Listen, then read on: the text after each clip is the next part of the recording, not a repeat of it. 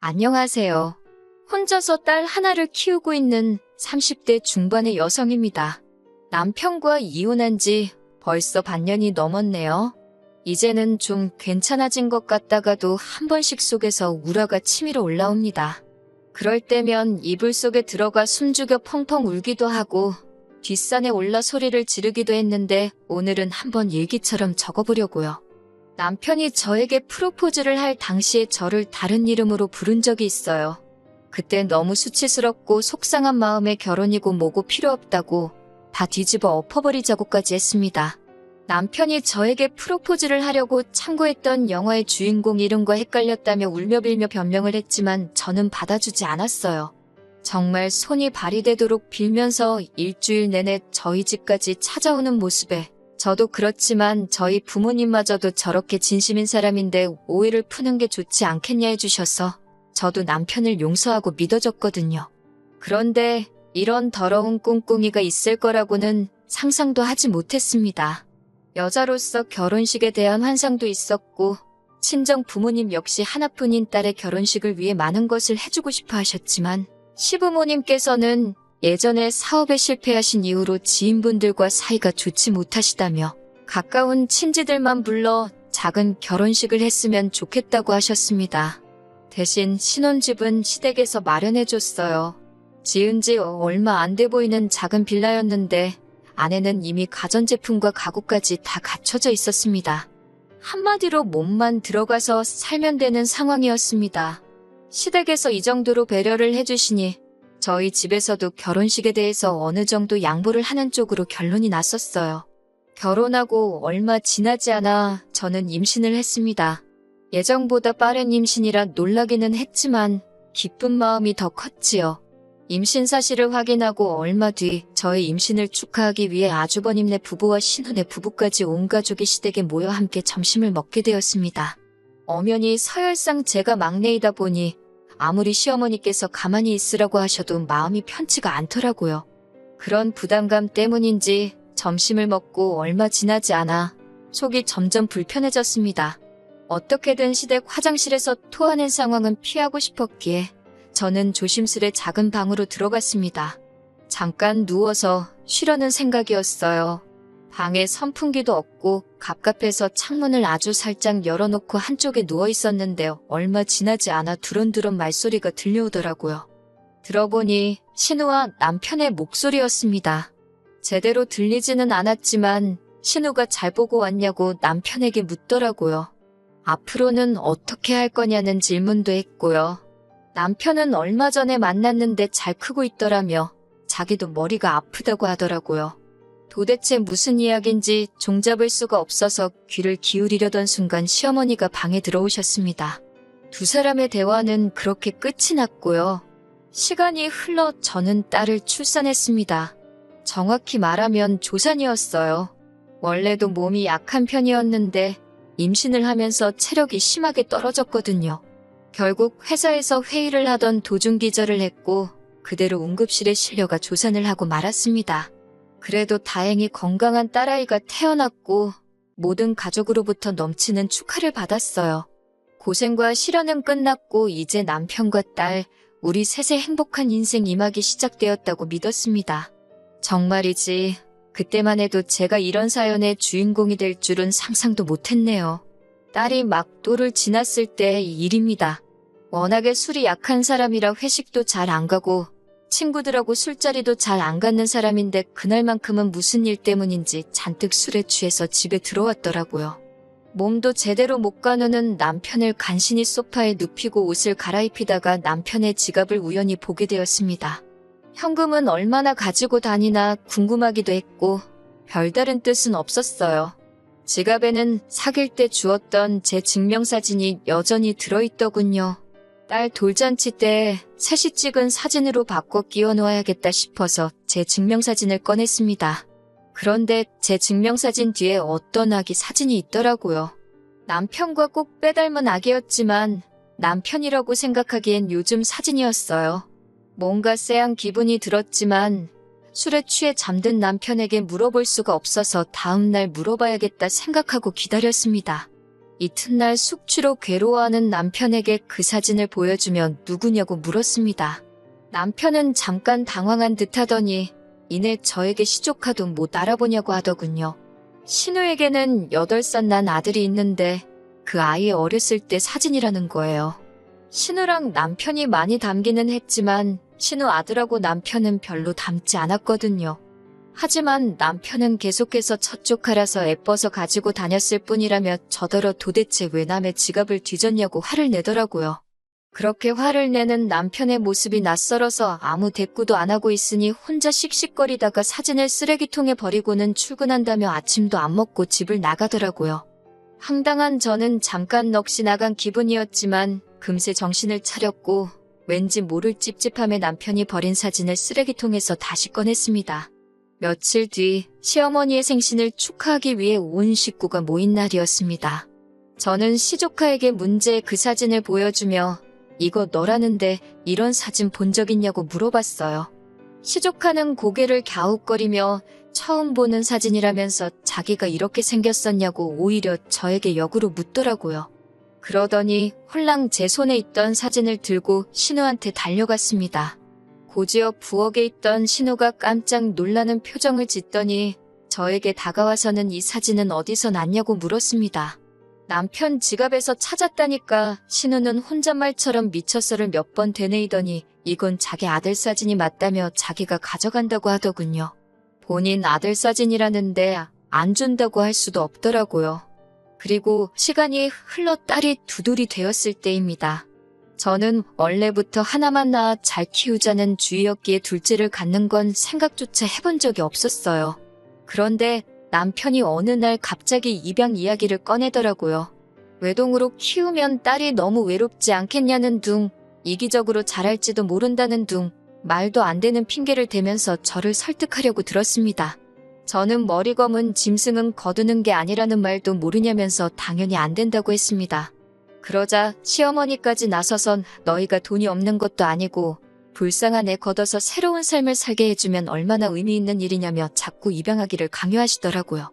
그렇게 한 2주 가까운 시간 동안 사람을 얼마나 볶아대는지 정말 노이로제에 걸릴 지경이었습니다. 입양에 집착하는 남편과 시어머니를 보고 있으니 자꾸 기분 나쁜 생각이 들었습니다. 혹시 남편한테 내가 모르는 숨겨진 아이가 있는 건 아닐까 그런 끔찍한 상상까지 들더군요. 결국 고민 끝에 나름의 해결책을 생각해냈습니다. 제가 아이를 직접 고르겠다고 했을 때 남편이 어떻게 나올지 보고 마음을 정하는 걸로요. 저는 남편에게 그럼 같이 고아원에 가보자고 했습니다. 제가 키워야 되는 아이니까 제가 고르겠다고요. 그러자 남편은 그건 또 싫다고 하더군요. 자기 성씨를 따르고 자기 집안 호적에 오를 아이인 만큼 이번만큼은 며느리인 제 의견보다는 시부모님과 자기 의견이 더 중요한 것 같다면서요. 말도 안 되는 남편의 고집에 그러면 입양은 없던 걸로 하자고 했습니다. 만약에 이때 남편이 계속해서 저를 설득하려고 들었다면 저도 여기까지는 오지 않았을 겁니다. 그 무렵에 이미 남편과의 관계를 정리하는 쪽으로 결론을 내렸을 수도 있고요. 하지만 남편은 제가 입양은 없었던 걸로 하자니까 순순히 그러자고 자기도 사실은 내키지 않았다며 한 발 뺐습니다.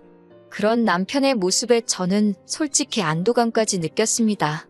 정말로 자기 자식이었다면 그렇게 쉽게 포기할 리 없다는 확신이 있었으니까요. 그렇게 다시 아무 일도 없었던 듯이 평화로운 날들이 흘러갔습니다. 딸은 쑥쑥 자랐고 어느덧 3번째 생일을 앞두고 있었던 때였어요. 남편은 갑자기 출장에 잡혔다며 내일 모레 이틀 정도 집을 비워야 할 것 같다고 하더군요. 남편에게 말은 안 했지만 모처럼 친정어머니가 아이를 봐준다고 하셔서 둘이 영화라도 보러 갈까 생각하고 있었는데 내심 서운한 마음이 들었습니다. 사실 그 무렵 남편이 예전 같지 않았거든요.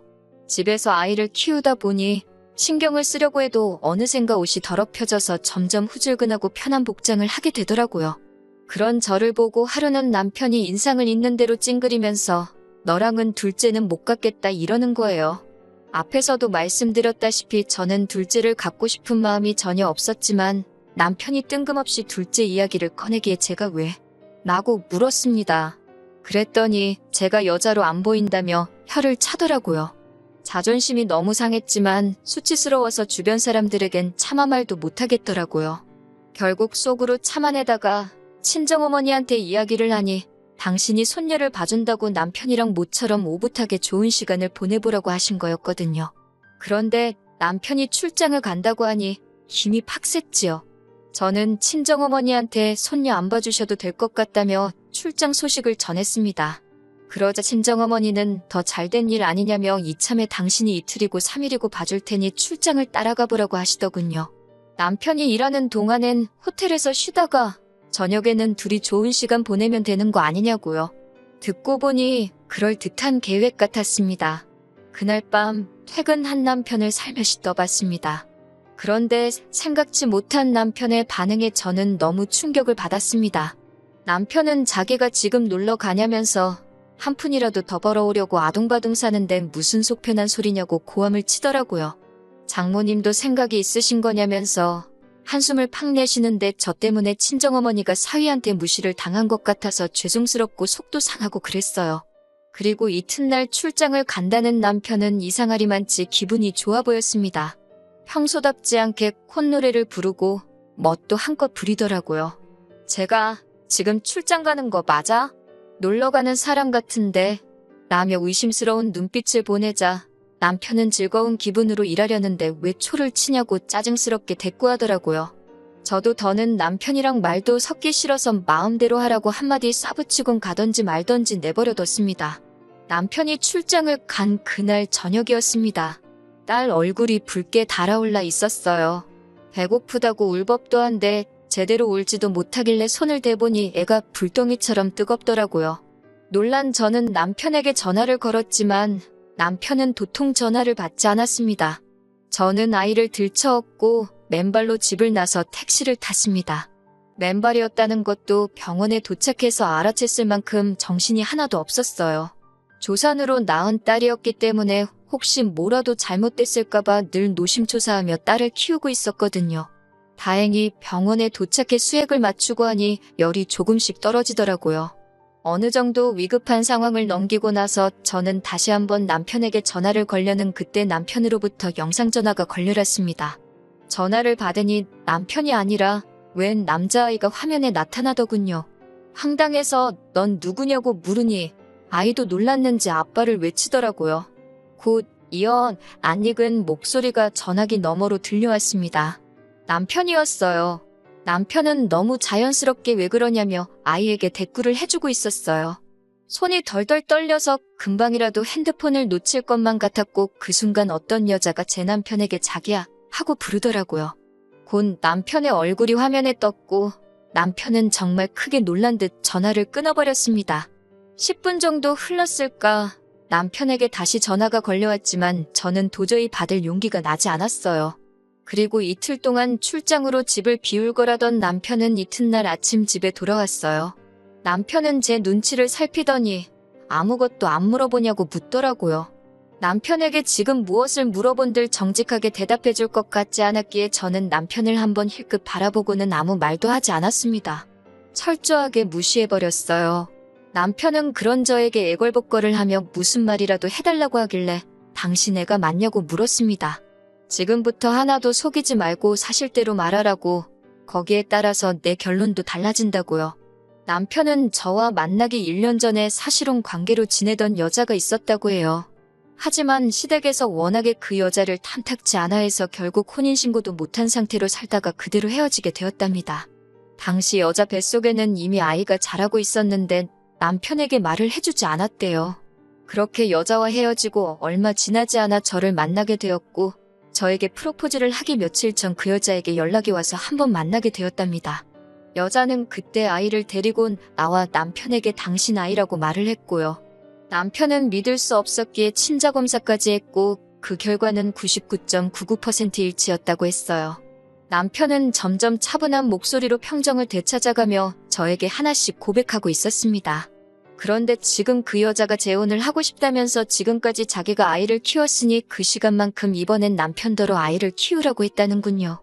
저를 설득해서 입양을 해볼까도 했지만 그건 차마 저한테 못할 짓인 것 같았고 그 와중에 아빠의 존재를 알게 된 남자아이가 하도 아빠 보고 싶다고 타령을 해서 이번에도 내려갔던 거라면서 오해하지 말랍니다.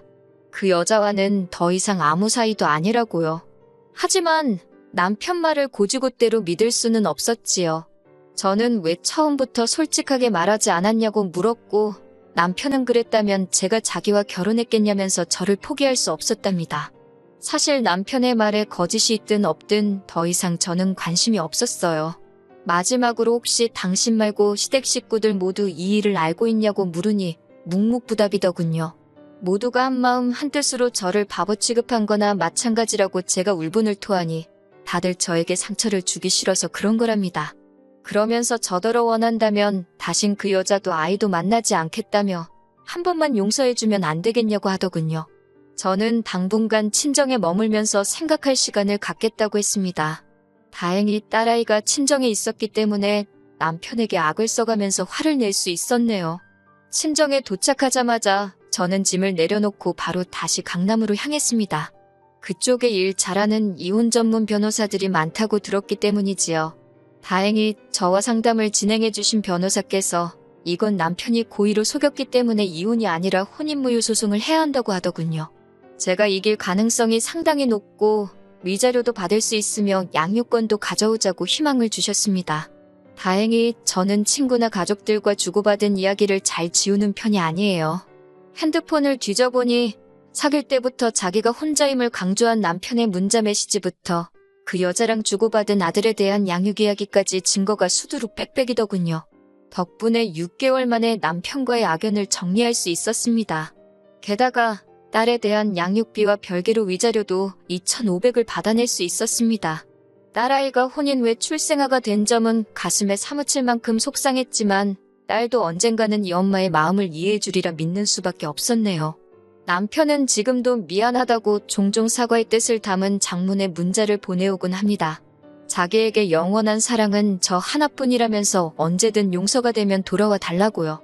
제가 여자로 보이지 않는다고 하자마자 그 여자랑 알콩달콩 두 집 살림 해가며 지내놓고는 거짓말을 하려거든 입에 침이나 바르고 하라고 한마디 해줬네요.